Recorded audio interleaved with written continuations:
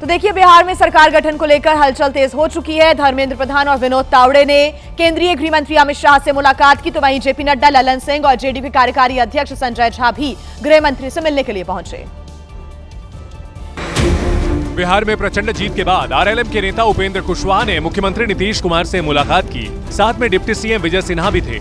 स्वाभाविक रूप से जब नया चुनाव हुआ है तो फिर से नई सरकार के गठन की औपचारिकता पूरी की जाएगी। इसके लिए आपको थोड़ा इंतजार करना पड़ेगा। 17वीं विधानसभा का कार्यकाल 22 नवंबर तक है। नई सरकार का गठन उसके पहले हो जाना है। इसलिए सूत्रों के माने तो बीजेपी केंद्रीय पर्यवेक्षकों की नियुक्ति किसी वक्त कर सकती है और सोमवार को बीजेपी विधायक दल की बैठक हो सकती है। सोमवार को ही जेडीयू की विधायक दल की बैठक भी हो सकती है। लेकिन इससे पहले वर्तमान विधानसभा भंग करने के बाद नीतीश कुमार राजभवन जा सकते हैं और राज्यपाल को अपना इस्तीफा सौंप सकते हैं। इसके बाद एनडीए विधायक दल की बैठक होगी और एनडीए विधायक दल का नेता चुना जाएगा। तय सीमा पे हो जाएगा, पूरी प्रक्रिया पूरी होगी, विधायक दल की बैठक होगी, उसके बाद फिर एनडीए की बैठक होगी, उसमें नेता चुना जाएगा। तो देखिए, बिहार में एक बार फिर से एनडीए की सरकार बनने के बाद अब सबसे बड़ा सवाल यह है कि नई सरकार का स्वरूप आखिर कैसा होने वाला है। इसको लेकर पटना के सियासी कॉरिडोर में चर्चाओं में जो बाजार है वो गर्म है। सूत्र बता रहे हैं कि सरकार गठन को लेकर बीजेपी और जेडीयू के बीच पहले दौर की जो बातचीत है वो पूरी भी हो चुकी है और इस बातचीत में मंत्रिमंडल गठन और घटक दलों की हिस्सेदारी का फॉर्मूला भी बन चुका है। फॉर्मूले के अनुसार 6 विधायक पर 1 मंत्री पद का जो बंटवारा है वो किया जाएगा और इस फॉर्मूले को लेकर जेडीयू के राष्ट्रीय कार्यकारी अध्यक्ष संजय झा दिल्ली पहुंच चुके हैं। अब पटना वापसी के बाद वो नीतीश कुमार से मुलाकात करेंगे। इसी तरह चिराग पासवान, जीतन राम मांझी और उपेंद्र कुशवाहा भी बीजेपी के बड़े नेताओं के साथ मुलाकात कर रहे हैं लगातार और सूत्रों के अनुसार आज ही जेडीयू विधानमंडल दल की भी बैठक बुलाई गई है। ऐसे में 18 नवंबर तक एनडीए का नेता चुनने की प्रक्रिया भी पूरी कर ली जाएगी और सूत्रों के हवाले से यह भी बड़ी जानकारी मिल रही है कि 18 नवंबर तक की जो पूरी प्रक्रिया है उसको कर लिया जाएगा और 20 नवंबर को शपथ ग्रहण भी हो सकता है, ये संभव है। एक और बिहार चुनावों में मिली जीत से ओवैसी की पार्टी एआईएमआईएम भी गदगद है। जी हां, पार्टी की नजर अब 2027 में होने वाले यूपी विधानसभा चुनावों पर टिकी हुई है। इस बीच ओवैसी ने ऐलान किया है कि वो 21 और 22 नवंबर को सीमांचल आएंगे और जनता को जीत के लिए धन्यवाद देंगे। इधर यूपी एआईएमआईएम अध्यक्ष शौकत अली ने पोस्ट कर समाजवादी पार्टी की मुश्किलें बढ़ा दी हैं। शौकत अली ने पोस्ट करके दावा किया है कि उनकी पार्टी यूपी के चुनाव में 200 विधानसभा सीटों पर उम्मीदवार उतारने की तैयारी में है। दावों से समाजवादी पार्टी में खलबली मची तो समाजवादी पार्टी के नेता एसटी हसन ने सियासी पासा फेंकने में देर नहीं लगाई।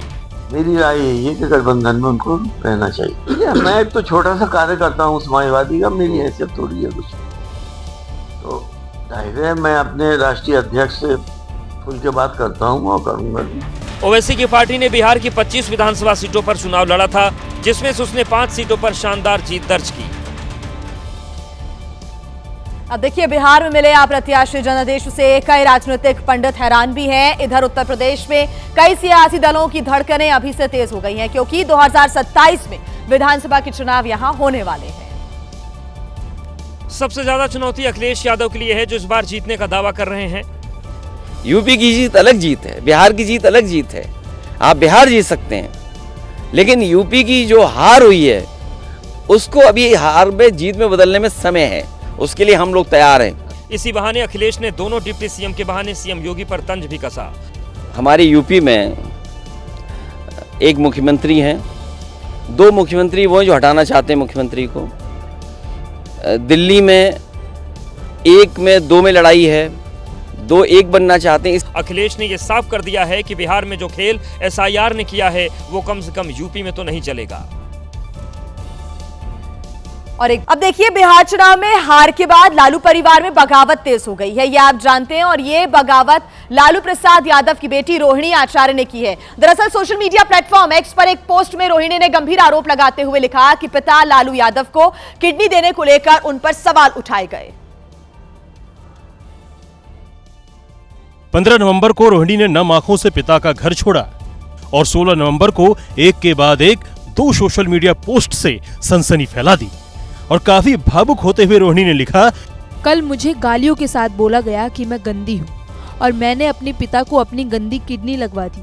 करोड़ों रुपए लिए, टिकट लिया और तब लगवाई गंदी किडनी। रोहिणी ने अपना दर्द बयां करते हुए सभी बहन बेटियों को संबोधित किया और कहा, सभी बेटी बहन जो शादीशुदा हैं उनको मैं बोलूंगी कि जब आपके मायके में कोई बेटा या भाई हो तो भूलकर भी अपने भगवान रूपी पिता को नहीं बचाएं। अपने भाई या उस घर के बेटे को ही बोलें कि वो अपनी या अपने किसी हरियाणवी दोस्त की किडनी लगवा दे। इस पोस्ट में रोहिणी ने न सिर्फ तेजस्वी पर प्रहार किया बल्कि उनके दोस्त और आरजेडी के राज्यसभा सांसद संजय यादव पर भी गंभीर आरोप लगा दिए। और साथ ही साथ किडनी के मुद्दे को लेकर रोहिणी ने एक बहुत लंबा चौड़ा पोस्ट भी साझा किया जिसमें गुस्सा भी उनका दिख रहा है और किडनी देने का पछतावा भी नजर आ रहा है। और इसलिए उन्होंने बहन बेटियों को संबोधित करते हुए लिखा है कि सभी बहन बेटियां अपना घर परिवार देखें, अपने माता पिता की परवाह किए बिना अपने बच्चे, अपना काम, अपना ससुराल देखें, सिर्फ अपने बारे में सोचें। मुझे तो ये बड़ा गुनाह हो गया मुझसे कि मैंने अपना परिवार, अपने तीनों बच्चों को देखा नहीं। किडनी देते वक्त ना अपने पति ना अपने ससुराल से अनुमति ली। अपने भगवान, अपने पिता को बचाने के लिए वो कर दिया जिसे आज गंदा बता दिया गया। आप सब मेरे जैसी गलती कभी ना करें, किसी घर रोहिणी जैसी बेटी ना हो। रोहिणी आचार्य की ये जो बगावत है वो सोशल मीडिया पर अब खुलकर सामने आ रही है। उन्होंने ये पोस्ट साझा किया। इसके पहले रोहिणी ने एक और भावुक पोस्ट किया था जिसमें लिखा था कि एक बेटी, एक बहन, एक शादीशुदा महिला, एक मां को जलील किया गया, गंदी गालियां दी गई, मारने के लिए चप्पल उठाई गई। मैंने अपने आत्मसम्मान से समझौता नहीं किया, सच का समर्पण नहीं किया, सिर्फ और सिर्फ इस वजह से मुझे बेइज्जती झेलनी पड़ी। कल एक बेटी मजबूरी में अपने रोते हुए माँ बाप बहनों को छोड़कर आई, मुझसे मेरा मायका छुड़वाया गया, मुझे अनाथ बना दिया गया। आप सब मेरे रास्ते कभी ना चले, किसी घर में रोहिणी जैसी बेटी बहन पैदा ना हो। रोहिणी आचार्य इन बातों का जिक्र सोशल मीडिया पर किया है। तो रोहिणी आचार्य दोनों ही सोशल मीडिया पोस्ट में विवाद नहीं है। अब ये जाकर के आप संजय, रमेश, तेजस्वी यादव से पूछिए, वही लोग निकाला है हमको परिवार से। लालू यादव की बेटी और तेजस्वी की बड़ी बहन रोहिणी आचार्य गुस्से में थीं और रात में ही घर छोड़ दिया। बाहर निकली तो पत्रकारों से बातचीत में उन्होंने अपने छोटे भाई तेजस्वी और उनके सलाहकार दोस्त संजय पर गंभीर आरोप लगा दिया। क्योंकि रिस्पॉन्सिबिलिटी लेना नहीं है उनको, जो चाणक्य बनेगा तो चाणक्य से आप सवाल पूछिएगा। पूरा देश दुनिया सवाल कर रहा है कि पार्टी का ये ऐसा हाल क्यों हुआ। रोहिणी ने आरोप लगाया कि हार की जिम्मेदारी न तो संजय ले रहे हैं और न ही कोई और। अब जब संजय, रमेश इन लोग का नाम लीजिए तो आपको घर से निकाल दिया जाएगा, आपको बदनाम किया जाएगा, आपको गाली दिलवाया जाएगा, आपके ऊपर चप्पल उठा करके मारा जाएगा। रोहिणी ने हार की जिम्मेदारी खुद पर लेते हुए राजनीति और परिवार छोड़ने का ऐलान कर दिया।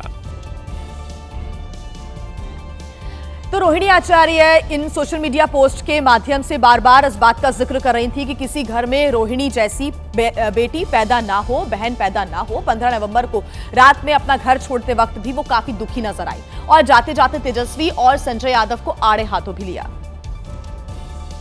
तो देखिए, रोहिणी का दर्द सामने आने के बाद भाई तेज प्रताप भी भड़क उठे हैं और सोशल मीडिया पर उनकी पार्टी की तरफ से जारी एक पोस्ट में लिखा कि इस घटना ने दिल झकझोर कर रख दिया है।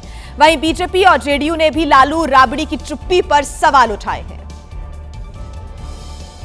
तेज प्रताप यादव ने अपनी पार्टी के सोशल मीडिया हैंडल से जारी पोस्ट में लिखा, मेरे साथ जो हुआ वो मैं सह गया, लेकिन मेरी बहन के साथ जो अपमान हुआ वो किसी भी हाल में असहनीय है।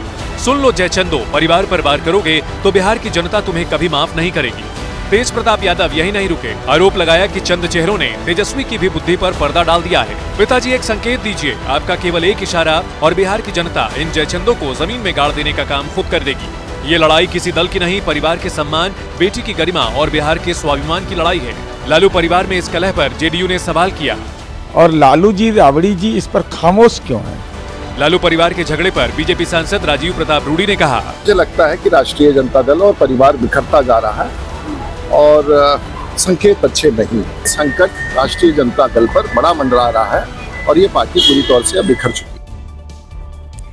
अब देखिए, सवाल यह है कि जब भाई बहन के बीच झगड़ा सब कुछ सुलझ गया था तो अब इस झगड़े की शुरुआत हुई कैसे?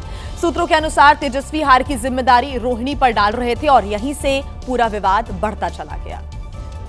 तो सूत्रों के मुताबिक तेजस्वी ने कटाक्ष करते हुए रोहिणी से कहा कि तुम तो बहुत खुश हो रही होगी, जो तुम चाहती थी वैसा हो गया। इस पर रोहिणी ने कहा कि माता पिता के सामने तुम जैसा व्यवहार कर रहे हो वो मेरे दिल से बद्दुआएं निकल रही हैं। जिस तरह तुम घर की बेटी का अपमान कर रहे हो, अभी और देखना मेरी बद्दुआ तुमको लगेगी।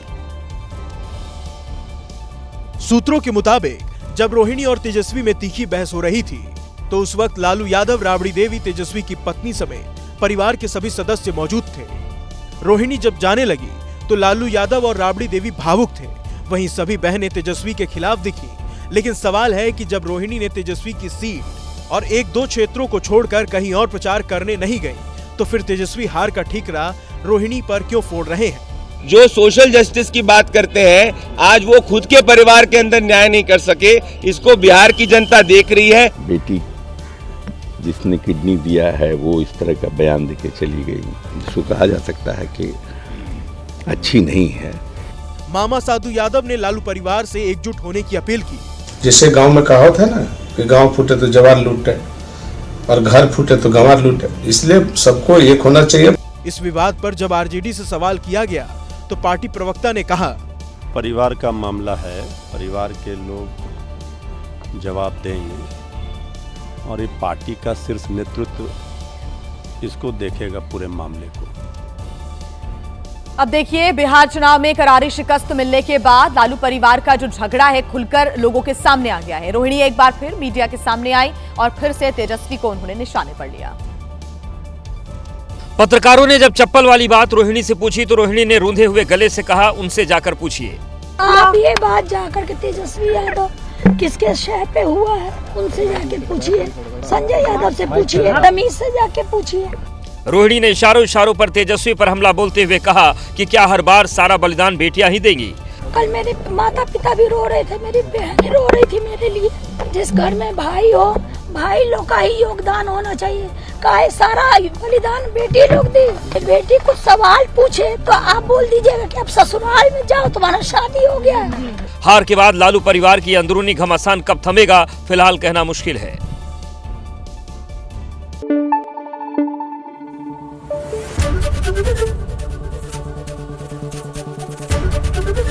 एबीपी न्यूज आपको रखे आगे।